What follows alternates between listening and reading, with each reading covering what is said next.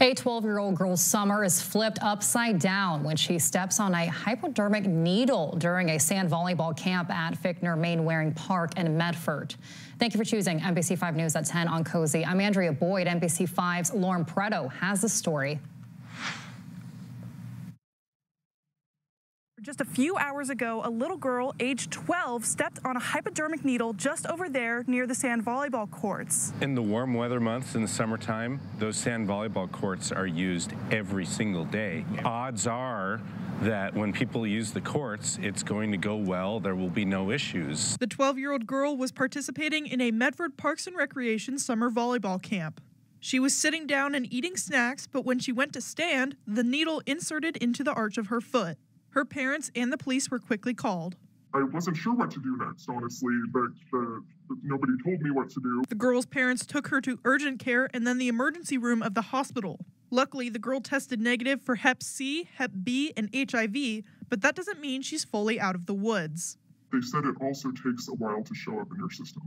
So it's a little bit of a waiting game. We have to wait 6 weeks to get her retested and then again at 4 months. The family says they used to live by the park. They always considered it a relatively safe space, but after 2020, they saw the parks change. She's had to learn a lot about a lot of things we were not expecting her to learn about, and we're trying to keep it as mild as possible until we know anything. The family says they hold no blame towards Parks and Recreations. Director of Medford's Parks and Recreations, Rich Rosenthal, says the likelihood of this happening is low, but not impossible. You know, we have 458 acres of developed parkland in a park system that has 25 acres. It's like we're not going to be able to see everything all the time, and it's not a realistic expectation to put on us. Rosenthal says his heart breaks for this girl, and he's upset someone would put others, especially children, in harm's way like this. He says it's time for things to change. The feedback we're getting is that there's work to be done here, and we're going to be, especially as we approach a new funding cycle and as we complete our strategic plan update, we're going to have to take a look at tactics and strategies more than what we're doing now, that's for sure. The girl's parents agree with Rosenthal, saying they agreed to be interviewed in the hopes of getting the message out there that the community needs to work together and make our parks safer.